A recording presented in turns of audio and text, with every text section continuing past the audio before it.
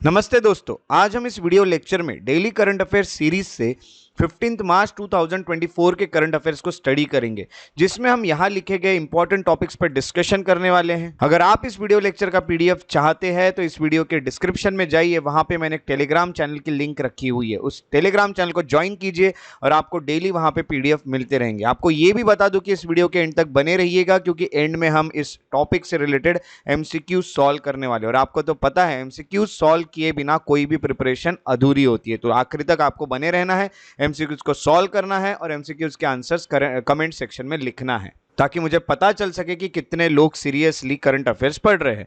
तो चलिए आज के वीडियो लेक्चर की शुरुआत करें। जो 15 मार्च 2024 की हमें सबसे पहले न्यूज मिल रही है वो है गुलबदन बेगम को लेके। यस, आपने गुलबदन बेगम जो है उनका नाम हिस्ट्री में सुना होगा, और नहीं भी सुना होगा तो कोई डरने की जरूरत नहीं, क्योंकि मैं अब आपको गुलबदन बेगम के बारे में बताने वाला हूँ। तो सबसे पहले हुआ क्या है, एक हिस्टोरियन है रूबी लाल, उन्होंने एक किताब लिखी है गुलबदन बेगम पे, और उस किताब का टाइटल है vagabond princess the great adventures of Gulbadan. इसलिए गुलबदन बेगम जो है ये न्यूज में आ गई है, और गुलबदन बेगम के ऊपर आपको किसी भी एग्जाम में क्वेश्चन पूछा जा सकता है। बैकग्राउंड आपको अगर बता दूं गुलबदन बेगम का, तो वो एक मोस्ट प्रोमिनेंट वुमेन थी मुगल एरिया के वक्त की, बहुत ही इंपॉर्टेंट एक वुमेन, हम कहेंगे मुगल इरा के वक्त की। अब गुलबदन बेगम थी कौन, ये जान लेते हैं। गुलबदन बेगम जिनका जन्म 1523 में हुआ था, वो 1603 तक रही। और आपको ये बता दूं कि वो एक मुगल प्रिंसेस थी और डॉटर थी एम्परर बाबर की। बाबर को तो आप जानते हो, बाबर जो है वो फाउंडर ऑफ मुगल एम्पायर है। मुगल एम्पायर को की स्थापना करने वाले जो रूरल थे वो थे बाबर, और उन्हीं की बेटी थी गुलबदन बेगम। अगर देखा गया तो उन्होंने, जो गुलबदन बेगम, उन्होंने हुमायूं नामा लिखा हुआ है। हुमायूं यानी उनके भाई, यानी हम कहेंगे बाबर के बेटे हुमायूं, और गुलबदन बेगम के भाई, but half brother, real brother नहीं थे, हाफ ब्रदर थे एम्परर हुमायूं। और ये उन्होंने लिखी क्यों थी, क्योंकि हुमायूं के बेटे अकबर ने उन्हें रिक्वेस्ट की थी कि आप मेरे जो फादर है उनकी किताब लिखिए, और जो अकबर है वो इनके नेफ्यू थे, इनके भतीजे लगते थे। तो यहाँ पे अगर हम देखें तो अकबर ने अपनी जो बुआ थी उनको कहीं ना कहीं ये कहा, आंट को ये कहा कि आप किताबें लिखिए, क्योंकि आपने इंटरैक्ट किया है तीनों मुगल एम्परर्स के साथ, और उनकी जो बुक है वो सिर्फ पॉलिटिकल नहीं है बाकी बुक्स की तरह। यहाँ पे काफी डिटेल में लिखी हुई है एवरीडे लाइफ जो रॉयल पैलेस में हुआ करती थी। रॉयल पैलेस में हर दिन जैसे जिंदगी हुआ करती थी, रोजमर्रा की जो जिंदगी है उसके ऊपर इन्होंने लिखा है।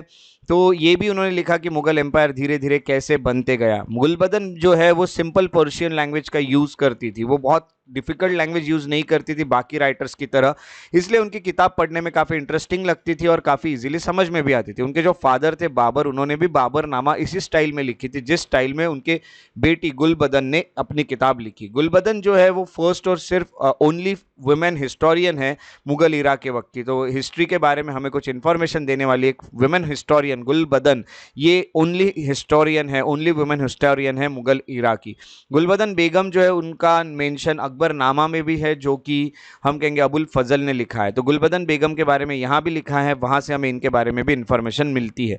तो इस तरह से गुलबदन बेगम एक बहुत प्रोमिनेंट वुमेन रही है मुगल इरा की, और ये न्यूज़ में रही है, और जो ये करंट अफेयर था इसका सोर्स था द हिंदू।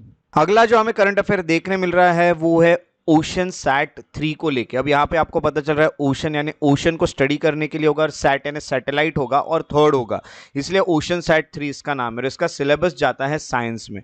इसरो ने जो लॉन्च किया है ओशन सैट 3, ये रिवील कर रहा है कि फाइटो प्लैंकटन बूम जो होता है, ब्लूम जो हुआ है, यानी हम कहेंगे फ्लाइटो प्लैंकटन क्या होता है ये भी आपको बता दो। बट जो फाइटोप्लैंकटन बूम है वो कहीं ना कहीं हमारे मरीन इकोसिस्टम को मेंटेन कर रहा है, हमारे पानी वाले इकोसिस्टम को मेंटेन कर रहा है, ऐसी खबर मिली है ओशनसैट 3 के चलते। अब ये फाइटोप्लैंकटन होते क्या है ये आपको सबसे पहले बता दूं। तो ये जो फाइटोप्लैंकटन है ये माइक्रोस्कोपिक अलगे होते हैं, माइक्रोस्कोपिक मरीन अलगे होते हैं, यानी ये पानी में रहने वाले अलगी है, यानी जैसे हमारे प्लांट्स होते हैं ना, जमीन पे रहने वाले प्लांट्स, उसी की तरह ये माइक्रोस्कोपिक अलगे है जो पानी में रहता है। तो ये बढ़ते हैं, इस कारण माइक्रोस्कोपिक जो मरीन इकोसिस्टम है ये मेंटेन होता है, ऐसा ओशनसैट 3 से हमें पता चला। ये जो सैटेलाइट है ये रिवील कर रहा है कि जो सीजनल ग्रीनिंग है, यानी यहाँ पे ये ग्रीन कलर के जो माइक्रोस्कोपिक एल्गे आ रहे हैं पानी में, या फिर वो ब्राउन कलर के जो आ रहे हैं कॉन्टिनेंट्स पे या पानी में, जो भी आपको देखने मिल रहे हैं, along side dynamic movement of chlorophyll बूम्स in the ocean. अब क्लोरोफिल यानी आपको पता है जैसे हमारे प्लांट्स में क्लोरोफिल होता है, क्लोरोफिल्स होता है, इस कारण आपको ये पता चलता है कि उनको ग्रीन कलर मिलता है। तो ये क्लोरोफिल ही होता है जिस कारण ग्रीन कलर मिलता है हमारे जो भी प्लांट्स है उनको। तो ये जो माइक्रोस्कोपिक अलगी है, ये जो फाइटोप्लैंक्टन है, ये अप्रैल से दिसंबर के बीच में काफ़ी बढ़ते हैं, ये काफ़ी ग्रो कर जाते हैं, ऐसा यहाँ पे कहा गया है। 2023 में ये खबर मिली है। तो हम कहेंगे फाइटोप्लैंक्टन जो है ये माइक्रोस्कोपिक फोटोसिंथेटिक ऑर्गेनिज्म होते हैं। तो फोटोसिंथेटिक ऑर्गेनिज्म, माइक्रोस्कोपिक यानी क्या, माइक्रोस्कोप से दिखते हैं। फोटोसिंथेटिक ऑर्गेनिज्म यानी ये फोटोसिंथेसिस की प्रोसेस करते हैं। आपको पता है फोटोसिंथेसिस के प्रोसेस से हम कहेंगे ये लोग अपना फूड बनाते हैं। अगर देखा गया तो इन प्रेजेंस ऑफ सनलाइट और कार्बन डाइऑक्साइड CO2 को लेके ये लोग अपना खाना बनाते हैं। जैसे कि हमारे प्लांट्स करते हैं वैसे ये भी करते हैं। और ये कहीं ना कहीं मरीन फूड वेब का ये एक बहुत बड़ा सोर्स है, क्योंकि जो बाकी जानवर है वो खाने के लिए इनके ऊपर डिपेंड है। जैसे हमारे यहाँ के जो जमीन पे रहने वाले जानवर है वो प्लांट्स पे डिपेंड है, वैसे पानी में रहने वाले जो जानवर है ये माइक्रोस्कोपिक, ये जो अलगे आपको देखने मिल रहा है जिसको फाइटोप्लैंक्टन कहते हैं, उस पर डिपेंड है। तो मरीन फूड वेब जो है वो यहाँ से शुरू होती है, यानी ये किसी का खाना है। तो ये जो फाइटोप्लैंक्टन है या फिर माइक्रोस्कोपिक अलगे हैं, इनका बहुत बड़ा रोल रहा है अर्थ के इकोसिस्टम को बना के रखने में, क्योंकि ये जो प्राइमरी प्रोड्यूसर है ये प्रोड्यूसर होते हैं। देखिए जो अपना खाना खुद से बनाता है उसे प्रोड्यूसर कहा जाता है। और हमारे यहाँ ग्रीन प्लांट्स जो है, जैसे हमें आपको हमारे जो लैंड है उस पर ग्रीन प्लांट्स देखने मिलते हैं जो कि प्राइमरी प्रोड्यूसर है, वैसे ये प्राइमरी प्रोड्यूसर है जो कि कन्वर्ट करते हैं sunlight into chemical energy through photosynthesis, और फिर ये किसी का खाना बन जाते हैं। तो हम कहेंगे बाकी ऑर्गेनिजम्स इन पे डिपेंड है। जैसे हमारे यहाँ पे जो शाकाहारी जानवर होते हैं जो कि हर्बीवोर्स होते हैं, प्रोड्यूसर के बाद जो डायरेक्टली ऊपर आते हैं वो इन्हें खाते हैं। वैसे ही जो हमारा पूरा ओशन का सिस्टम है या जो मरीन इकोसिस्टम है, इसमें ये भी किसी का खाना है। तो ये कहीं ना कहीं हमारे इकोसिस्टम को बना के रखने में काफ़ी अच्छी हेल्प कर रहे हैं ये फाइटोप्लैंक्टन, ये हमें पता चलता है ओशनसैट 3 के चलते। ओशनसैट 3 अब न्यूज़ में आ गया, तो ओशनसैट 3 के बारे में जान लेते हैं। ओशनसैट 3 को EOS 6 भी कहा जाता है, यानी अर्थ ऑब्जर्विंग सैटेलाइट 6 भी कहा जाता है। ये एक ओशनोग्राफिकल अर्थ ऑब्जर्वेशन मिशन है, ठीक है। तो ये एक मिशन जो हमने लॉन्च किया था, सैटेलाइट हमने लॉन्च किया था, और हमने यानी इंडियन स्पेस रिसर्च ऑर्गेनाइजेशन ने इसे लॉन्च किया था, इसरो ने। ओशनसैट 3 जो है इसको लॉन्च किया गया था 26 नवंबर 2022 को, और ये इंडिया के ओशन ऑब्जर्वेशन प्रोग्राम का हिस्सा था, और ये थर्ड सैटेलाइट था जो कि ओशनसैट सीरीज में आता है, इसलिए इसका नाम 3 है। तो ऐसे 1 और 2 भी सैटेलाइट हमने भेजे थे। सैटेलाइट डिजाइन किया गया था कि ऑपरेट करेगा 2027 तक, और ओशनसैट 3 जो है उसमें मल्टीपल सेंसर्स लगे जिससे अलग अलग पैरामीटर्स को ऑब्जर्व किया जाएगा। तो सबसे पहले हम कहेंगे कि ओशन कलर मॉनिटर लगा है OCM, ये मेजर करता है ओशन का कलर डेटा, और इससे हमें पता चलता है कि प्लैंकटन का डिस्ट्रीब्यूशन कैसा है या बाकी बायोलॉजिकल प्रोसेस कैसे चल रही है। जैसा ग्रीन दिख रहा है तो हमें पता चल जाएगा कि फाइटोप्लैंकटन जो है उनका डिस्ट्रीब्यूशन काफ़ी अच्छा है या बढ़ गया है। तो कहीं ना कहीं हमें ये इन्फॉर्मेशन कलर से मिलती है ओशन के। दूसरा है केव बैंड स्कैटरोमीटर। तो स्कैटरोमीटर को स्कैट 3 भी कहा जाता है। ये high resolution global ocean surface पे जो भी विंड चल रही है, विंड की स्पीड, तो ओशन सरफेस पे चलने वाले विंड की स्पीड और डायरेक्शन की इन्फॉर्मेशन हमें ये देता है। और ये विंड की स्पीड और डायरेक्शन से काफ़ी सारे हमारे जो भी प्रॉब्लम्स है क्लाइमेट को लेके वो भी सॉल्व हो जाते हैं। दूसरा है, तीसरा जो हमें देखने मिलता है वो है सी सरफेस टेम्परेचर मॉनिटर, SSTM जिसे कहा जाता है। मेजर करता है सी सरफेस टेम्परेचर को कि अलग अलग जो टेम्परेचर में वेरिएशन आ रहा है, कभी कम कभी ज़्यादा, तो ये बहुत ज़्यादा ज़रूरी है तीनों चीज़ें। उसके अलावा ओशनसैट 3 का जो डेटा है ये काफ़ी क्रूशियल है, क्योंकि ओशनोग्राफी पढ़ने में हमें हेल्प मिलती है। उससे पता चलता है कि जो ओशन के करंट्स है वो कैसे आ रहे हैं, कैसे जा रहे हैं। उसके अलावा अपवेलिंग जोन, कौन से जोन है जो ऊपर आ रहे हैं ओशन के, कौन से लैंड है जो अपवेल हो रही है, ये भी हमें पता चलेगा। या फिर हमें ये भी पता चल सकता है कि ओशन के जो वाटर है वो कम होते जा रहा है या बढ़ते जा रहा है। तो वाटर लेवल के बारे में भी हमें, सी लेवल के बारे में, ओशन के लेवल के बारे में भी हमें इससे पता चल सकता है। उसके अलावा मरीन इकोसिस्टम की भी स्टडी हो जाती है। क्लाइमेटोलॉजी यानी क्लाइमेट पैटर्न्स और जो भी चेंजेस हो रहे हैं उसके बारे में हमें स्टडी मिल जाती है। मेट्रोलॉजी यानी साइक्लोन के प्रेडिक्शन भी हम अच्छे से कर सकते हैं। ये जो क्लाइमेट पे स्टडी कर रहे हैं मेट्रोलॉजी, ये इसके चलते साइक्लोन आएंगे नहीं आएंगे वो भी चीज़ें हमें पता चल जाती है। और फिशरीज, हमें ये देखने मिलता है कि कौन से जोन ऐसे है जहाँ पे फिशरीज अच्छी हो सकती है। तो इन सब चीज़ों का हमें कहीं ना कहीं फ़ायदा मिल जाता है ओशनसैट 3 से। और कंटिन्यूटी और एनहांसमेंट की बात करें तो ओशन 3 जो होता है वो ओशनसैट के साथ मिलके काफ़ी सारे मेजरमेंट्स कर रहा है, फ्रीक्वेंसी ऑफ मेजरमेंट्स इंप्रूव करता है। जैसे ओशन कलर मेजरमेंट्स अभी आप हर 24 घंटे बाद देख सकते हैं।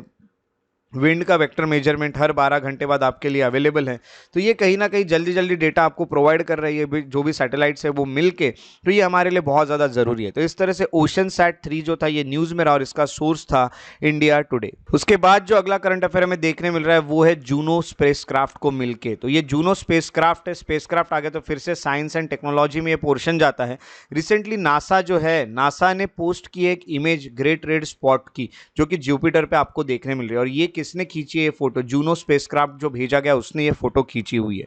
तो अब अगर बैकग्राउंड में जाए तो आप ये सोच रहे होंगे कि भाई ये रेड स्पॉट है कैसा? तो यहाँ पे आपको जो देखने मिल रहा है ये है रेड स्पॉट जो कि आपको जुपिटर पे देखने मिल सकता है। So this is the red spot on Jupiter. और हम कहेंगे कि जूनो स्पेसक्राफ्ट ने इसकी इमेज कैप्चर करके भेजी है। तो ये जो ग्रेट रेड स्पॉट है ये जायंट एंटी साइक्लोनिक स्टॉर्म है। ये अगर रेड स्पॉट की आप बात करें तो रेड स्पॉट है क्या? तो ये एंटी साइक्लोनिक स्टॉर्म है। ये अर्थ से भी बड़ा है अगर देखा गया तो, और इसको ऑब्जर्व किया जा रहा है 17th सेंचुरी से। और ये कहीं ना कहीं बहुत बड़ा फैसिनेटिंग सब्जेक्ट है साइंटिस्ट के लिए स्टडी करने के लिए। भाई आखिर ये है क्या, इसमें क्या होगा क्या नहीं, साइंटिस्ट इसकी काफ़ी स्टडी कर रहे हैं। जूनो का जो मिशन है, जूनो मिशन जो है यानी जो जुपिटर में गया है वो कहीं ना कहीं हमें काफ़ी अलग अलग व्यूज़ प्रोवाइड कर रहा है इस फीचर के बारे में, इस रेड स्पॉट के बारे में। और हम जल्दी ही इसके बारे में, इसकी मिस्ट्री जो होगी वो हम इसके डीप में जाके हम इसे पता कर ही लेंगे कि आखिर ये है क्या। तो जूनो स्पेसक्राफ्ट ये न्यूज़ में रहा, तो चलिए जूनो स्पेसक्राफ्ट को पढ़ लेते हैं। नासा का जो जूनो स्पेसक्राफ्ट है ये एक स्पेस प्रोब ऑर्बिटिंग जुपिटर, तो जुपिटर को ऑर्बिट करने वाला एक स्पेसक्राफ्ट है जो जुपिटर के आजू बाजू घूम रहा है। इसको बनाने वाले जो व्यक्ति है वो लॉकहीड मार्टिन थे और ये ऑपरेट कर रहा है नासा जेट प्रोपल्शन जो है वो इसे ऑपरेट कर रहा है, प्रोपल्शन लैब जो है वो इसे ऑपरेट कर रही है। जो स्पेसक्राफ्ट इसे लॉन्च किया गया था केप कैनवेरल एयरफोर्स स्टेशन से 5 अगस्त 2011 को, और ये था न्यू फ्रंटियर्स प्रोग्राम जो एक चला था उसका ही ये हिस्सा था कि जुपिटर में भी एक स्पेसक्राफ्ट भेजा जाएगा। जूनो जो होता है वो एंटर कर लेता है पोलर ऑर्बिट ऑफ जुपिटर 5 जुलाई 2016 को। 2011 को इसको लॉन्च किया गया, 2016 को ये जुपिटर के ऑर्बिट में चले गया आफ्टर 5 ईयर। हम कहेंगे इसके अलावा 1740 मिलियन माइल की इसकी जर्नी थी, काफ़ी बड़ी जर्नी थी। और स्पेसक्राफ्ट मिशन जो था ये जुपिटर का कंपोजिशन, उसका ग्रेविटेशनल फोर्स, उसकी मैग्नेटिक फील्ड, उसका पोलर मैग्नेटोस्फीयर जैसी चीज़ें मेजर कर रहा है। उसके अलावा इसका एम एक और है। इसके अगर एम की बात करें जूनो के, तो इसका एम है कि कहीं ना कहीं प्लैनेट पे जो भी क्लूज है वो देखना, और ये देखना कि रॉकी कोर है क्या, वहाँ पे वाटर का अमाउंट प्रेजेंट है क्या, उसके डीप एटमॉस्फेयर में जाके देखना, मास डिस्ट्रीब्यूशन कैसे हुआ है, उसके ऊपर विंड्स कैसी है। तो जूनो ये फर्स्ट एक्सप्लोरर है जो कि जुपिटर के डाउन जो भी डेंस क्लाउड्स है उसके नीचे गया है और वहाँ से वो हमारे क्वेश्चन के आंसर कर रहा है अबाउट गैस जायंट इटसेल्फ यानी जुपिटर के बारे में। और वहाँ से हमें हमारे सोलर सिस्टम के भी ओरिजिन के बारे में हम पता कर रहे हैं उसी जूनो के कारण, क्योंकि जुपिटर के बारे में इंफॉर्मेशन दे रहा है, उससे हम बाकी प्लैनेट्स की भी इंफॉर्मेशन निकाल सकते हैं। हमारा जो सोलर सिस्टम है वो कैसे बना उसकी भी इंफॉर्मेशन हम निकाल सकते हैं। तो ये मिशन, ये एक एक्सटेंडेड मिशन फेज है क्योंकि एजेंसी जो होती है ये कहीं ना कहीं इन्वेस्टिगेशन अभी भी कर रही है, और एक्सटेंशन जो टास्क है जूनो का ये कहीं ना कहीं एक्सप्लोरर है, यानी फुल जोवियन सिस्टम जो है यानी जुपिटर का सिस्टम, उसके रिंग्स, उसके मून्स से लेके जो भी चीज़ें, हर चीज़ को यहाँ स्टडी की जा रही है। जैसे कि यूरोपा और ईओ करके जो भी मून है उसको भी यहाँ स्टडी किया जा रहा है। तो ये जो हमारा जूनो स्पेसक्राफ्ट है ये काफ़ी इंपॉर्टेंट एक मिशन है जो कि स्पेस में काम कर रहा है, जुपिटर के पास काम कर रहा है, और इससे हमें काफ़ी इंफॉर्मेशन मिल रही है अबाउट जुपिटर। तो ये जो करंट अफेयर था इसका सोर्स था बिजनेस टुडे। उसके बाद की जो हमें न्यूज़ देखने मिल रही है वो है ट्रैफिक को लेके। ट्रैफिक का फुल फॉर्म है trade records analysis of flora and fauna in commerce, यानी जो भी फ्लोरा है, फ्लोरा यानी जो भी वेजिटेशन है उसको हम कॉमर्स के लिए यूज़ करें, उनके व्यापार के लिए यूज़ कर रहे हैं, उसके रिकॉर्ड्स इनके पास होते हैं, उसका एनालिसिस किया जाता है। और फौना का यानी एनिमल्स का, तो ये एनवायरमेंट से रिलेटेड जा रहा है जो ट्रैफिक है ये। और अगर देखा गया तो एनालिसिस किया है ट्रैफिक और WWF इंडिया ने मिलकर, world wide fund for nature और ट्रैफिक ने मिलकर एनालिसिस किया है जनवरी 2010 से दिसंबर 2022 के बीच में, और ये रिवील किया है कि जो तमिलनाडु है यहाँ पे ऑलमोस्ट 65% इलीगल ट्रेड चल रहा है शार्क के बॉडी पार्ट्स का, ये यहाँ पता चला है। बैकग्राउंड की बात करें तो illegal trade in wild life species जो होता है ये काफ़ी सीरियस कंजर्वेशन थ्रेट है, क्योंकि अगर इनके बॉडी पार्ट्स को बेचने के लिए, इलीगल ट्रेडिंग करने के लिए, इलीगल व्यापार करने के लिए अगर उसको मारा जा रहा है स्पीसीज को, तो कहीं ना कहीं ये उनको कंजर्व करने के बीच में बहुत बड़ी बाधा बन के खड़ा है। तो ट्रैफिक न्यूज़ में रहा तो ट्रैफिक के बारे में हमें पढ़ना होगा, ट्रैफिक के ऊपर आपको क्वेश्चन आ सकते हैं। तो अबाउट ट्रैफिक की अगर बात करें तो ट्रैफिक का फुल फॉर्म जैसे कि मैंने आपको बताया, trade records analysis of flora and fauna in commerce और wildlife trade monitoring network है। ये एक यानी वो कहीं ना कहीं ट्रेड को मॉनिटर करता है कि किसका व्यापार चल रहा है, कैसे चल रहा है, और ये ग्लोबल एनजीओ है, नॉन गवर्नमेंटल ऑर्गेनाइजेशन है, जो मॉनिटरिंग का काम करता है ट्रेड इन वाइल्ड प्लांट्स और एनिमल्स के। ट्रैफिक जो होता है फोकस करता है बायोडाइवर्सिटी को प्रिजर्व करने में और लीगल वाइल्ड लाइफ ट्रेड अच्छे से चल रहा है कि नहीं। देखो, जिस वाइल्ड लाइफ का ट्रेड करना अलाउ है उन्हीं का ट्रेड चलना चाहिए, ये उसी पे ध्यान रखता है क्या उन्हीं का ट्रेड चल रहा है कि नहीं। और ये जो इलीगल वाइल्ड लाइफ ट्रेड है उसके अगेंस्ट काम करता है ट्रैफिक की बात करें तो ट्रैफिक का जो मिशन है वो लॉन्ग टर्म एक विजन के साथ चल रहा है, यानी Kunming Montreal global biodiversity framework बनाया गया था ट्रैफिक के मिशन के चलते। यानी उन्होंने कहा था world living with harmony with nature where by 2015। तो हमें ऐसी एक दुनिया बनानी है जो नेचर के साथ मिलजुल के रहेगा, नेचर को खराब नहीं करेगा, बायोडाइवर्सिटी की वैल्यू करेगा। बायोडाइवर्सिटी यानी जैव विविधता, अलग अलग तरह के स्पीसीज जो मिल रहे हैं उनको हम कंजर्व करेंगे, उनको हम मेंटेन करेंगे, जो खत्म हो रहे हैं उनको रिस्टोर करेंगे और वाइजली यूज करेंगे। और हमारे इकोसिस्टम से जो हमें सर्विसेज मिल रही है, जैसे कि हमें मेडिसिनल प्लांट्स है या फिर हमारे क्लाइमेट को ठीक करने में इकोसिस्टम का रोल है, ऐसी काफ़ी अच्छी अच्छी सर्विसेज जो मिल रही है जिससे हमारा प्लानट हेल्दी बन सकता है और बेनिफिट्स हो सकते हैं सभी लोगों को, इसको ठीक रखने का हम हमेशा काम करेंगे। ट्रैफिक का मिशन है। इसको ओरिजिनली 1976 में बनाया गया था एक स्पेशलिस्ट ग्रुप करके, हम कहेंगे special survival commission of international union of conservation of nature, IUCN का एक स्पेशलाइज्ड ग्रुप करके इसको बनाया गया था। और ये स्ट्रेटेजिक अलायंस में काम कर रहा है WWF के साथ, world wide fund for nature के साथ काम कर रहा है। और IUCN का जो ट्रैफिक है ये part of Cambridge conservation initiative है। ठीक है, कैम्ब्रिज में सोचा गया था कि कुछ कंजर्वेशन लिए जाएंगे, जो कि डेविड एटनबर्ग बिल्डिंग में ये चीज़ें चलती है। ये हब है जिससे कैम्ब्रिज यूनिवर्सिटी और काफ़ी इंटरनेशनल NGOs मिलके काम कर रहे हैं नेचर को कंजर्व करने के लिए और नेचर को सस्टेनेबल बनाने के लिए। सस्टेनेबल बनाना यानी जो भी नेचुरल रिसोर्सेस है उनको कम से कम यूज़ करना, उनको ख़त्म ना करते हुए हमें डेवलपमेंट करना। उसके लिए कैम्ब्रिज यूनिवर्सिटी के साथ मिलके IUCN हो गया, WWF हो गए, ये सब मिलके काम कर रहे हैं इन चीज़ों के लेके। और भी काफ़ी NGOs हो गए, ये सब मिलके काम कर रहे हैं। अगर ट्रैफिक की बात करें तो ये इंडिया में 1991 से काम कर रहा है और ये world wide fund for nature India का जो एक हम कहेंगे एक डिपार्टमेंट है इंडिया में जो बना हुआ, इनकी ब्रांच है, उसके साथ मिलके ये काम करता है। तो इस तरह से ट्रैफिक न्यूज़ में रहा। ट्रैफिक का जो सोर्स है ये था हिंदू। उसके बाद का जो हमें करंट अफेयर देखने मिल रहा है वो है रियल एस्टेट इन्वेस्टमेंट ट्रस्ट को लेके। तो ये जो रियल एस्टेट इन्वेस्टमेंट ट्रस्ट है इसका सिलेबस जाता है इकोनॉमी में। तो सेबी जो है उसके जो चेयरपर्सन है माधवीपुरी बुच करके, उन्होंने रिसेंटली ये कहा है कि रिमार्केबल ग्रोथ हो रही है, काफ़ी ग्रोथ हो रही है रियल एस्टेट इन्वेस्टमेंट ट्रस्ट में, इंफ्रास्ट्रक्चर इन्वेस्टमेंट ट्रस्ट को लेके या म्यूनिसिपल बॉन्ड के लेके इंडिया में। यानी इंडिया में लोग रियल एस्टेट पे हो, इंफ्रास्ट्रक्चर इन्वेस्टमेंट पे हो ये, या फिर म्यूनिसिपल बॉन्ड खरीदने पे हो, यहाँ पे काफ़ी इन्वेस्ट करने लगे। आपको तो पता है रियल एस्टेट के बिजनेस में लोग काफ़ी इन्वेस्ट कर रहे हैं और वहाँ से उनको अच्छा हम कहेंगे कि रिटर्न भी मिल रहा है। अगर बैकग्राउंड की बात करें तो real estate investment trust, infrastructure investment trust, municipal bonds जो है ये पूरे इन्वेस्टमेंट व्हीकल है जो इन्वेस्टर को अलाउ करते हैं। फॉर एग्जांपल ए नाम का पर्सन है, वो इन्वेस्ट कर रहा है किसी भी चीज़ में। ऐसा समझ जाओ कि रियल एस्टेट में फॉर एग्जांपल इसने इन्वेस्ट किया, कुछ टाइम बाद रियल एस्टेट के रेट तो बढ़ने ही वाले हैं, तो ये इन्वेस्ट करेगा इसमें और फिर ये जो भी रेट बढ़ेंगे उसके अकॉर्डिंग ये अपना रिटर्न लेगा। तो ये चीज़ें यहाँ पे चल रही हैं, काफ़ी अच्छे से ये लोग काम कर रहे हैं। तो हम कहेंगे कि रियल एस्टेट इन्वेस्टमेंट ट्रस्ट होता क्या है ये देखेंगे, क्योंकि ये न्यूज़ में आ गया है। रियल एस्टेट इन्वेस्टमेंट ट्रस्ट की अगर बात करें तो सबसे पहले ये फाइनेंशियल इंस्ट्रूमेंट है जो कि अलाउ करते हैं इन्वेस्टर को कि वो पार्टिसिपेट कर सकते हैं income generating real estate assets में। जैसे मैंने बताया ए नाम का व्यक्ति ये इन्वेस्टर है, ये किसी ऐसे रियल एस्टेट में पैसे लगा रहा है जो कि कुछ अर्निंग देने वाली है। फॉर एग्जांपल अब इसके शेयर्स के थ्रू इसने खरीदा है, ये है किसी एक्स नाम के पर्सन की, उसने खरीदते वक्त इन सबको शेयर्स अलाउ किए। ए ने खरीदा, बी ने खरीदा, सब ने, ए ने 10% खरीदा, बी ने 5% यहाँ पे इन्वेस्ट किया। तो यहाँ ये लोग जो भी इन्वेस्ट कर रहे हैं इनको जितना भी इससे फ़ायदा होगा उतना 10% उसमें से ए को मिलेगा, बी को 5% मिलेगा। तो इस तरह से एक एक व्यक्ति शेयर खरीदता है, ये जो भी हम कहेंगे रियल एस्टेट के है, और यहाँ से ये कहीं ना कहीं पैसे अर्न कर रहे जो भी इन्वेस्टर होते हैं वो।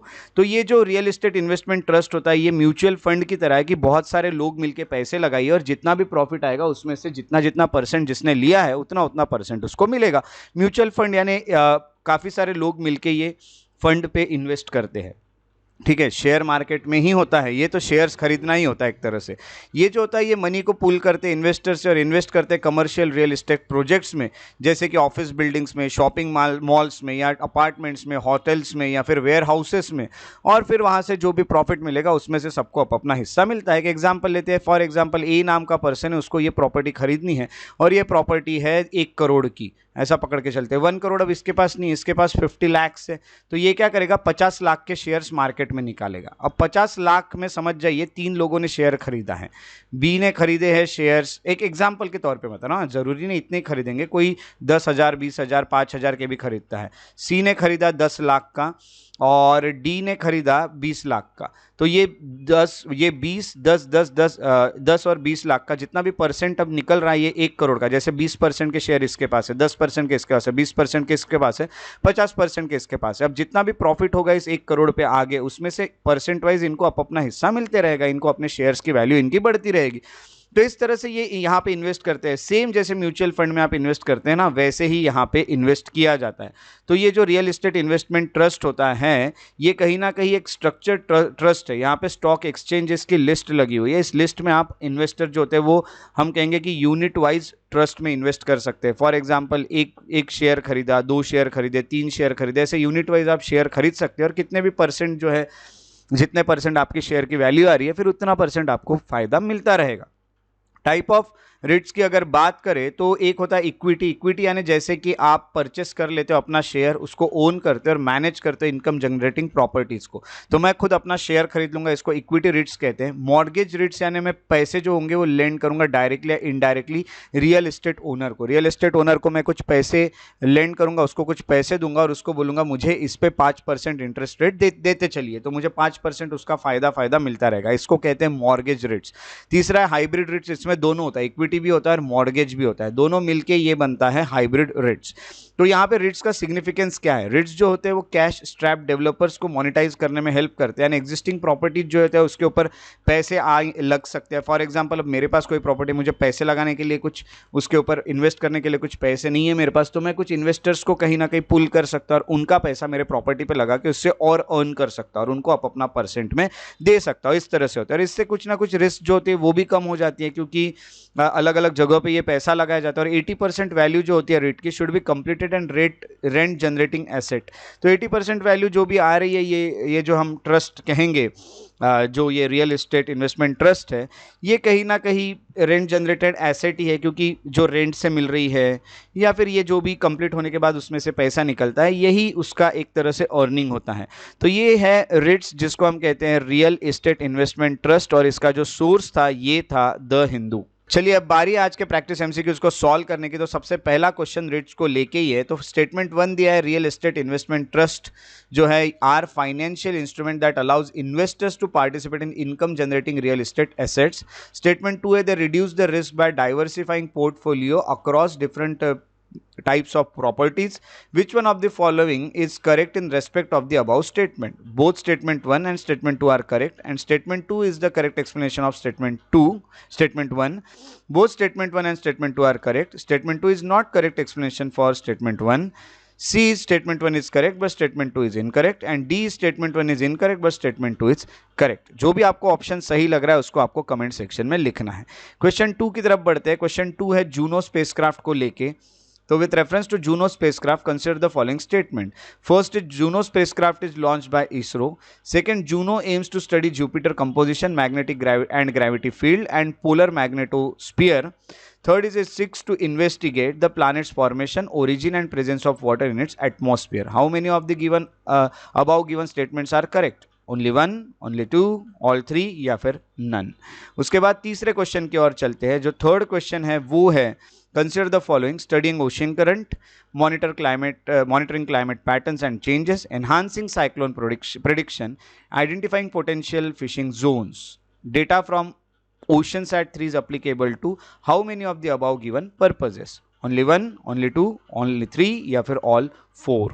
सो जो हमने 14 मार्च को जो कल के करंट अफेयर में जो क्वेश्चन पूछे थे उसके आंसर है क्वेश्चन 1 का बी, क्वेश्चन 2 का सी, क्वेश्चन 3 का डी। आई होप आपके आंसर्स करेक्ट निकले हो। अगर आपको मेरे वीडियोस पसंद आते हैं तो उन्हें लाइक जरूर करें, शेयर करें और मेरे यूट्यूब चैनल को सब्सक्राइब करके बेल आइकॉन को प्रेस करना ना भूलें ताकि आने वाले वीडियोस के नोटिफिकेशन आपको रेगुलरली मिलते रहे। अगर आप और अपडेट्स चाहते हैं तो आप फेसबुक पेजेस जो है मेरे उनको भी फॉलो और लाइक कर सकते हैं, श्रेयस बढ़िया इंटरप्रिटेशन। अगर आप मुझसे कोई भी क्वेश्चन पूछना चाहते हैं, कोई भी डाउट पूछना चाहते हैं तो आप मुझे डायरेक्ट मैसेज के थ्रू इंस्टाग्राम पे भी पूछ सकते हैं। मुझे फॉलो कीजिए श्रेयस बढ़िया द पीस लवर पर, आपको आपके सवालों के जवाब भी मिलते रहेंगे। उसी के साथ साथ अगर आप मुझे मेल करना चाहें तो shreyasbadi@gmail.com पे आप मुझे मेल भी कर सकते हैं। और अगर आप और भी इंफॉर्मेटिव वीडियो चाहते हैं तो आप मेरे एकेडमी श्रेयस IAS एकेडमी के जो अकाउंट है इंस्टाग्राम पे और फेसबुक पे, वहां भी उसे फॉलो करके मुझे सपोर्ट दिखा सकते हैं। मेरे साथ इस वीडियो में बने रहने के लिए बहुत बहुत शुक्रिया। Thank you so much for being here. Take care and have a very good day.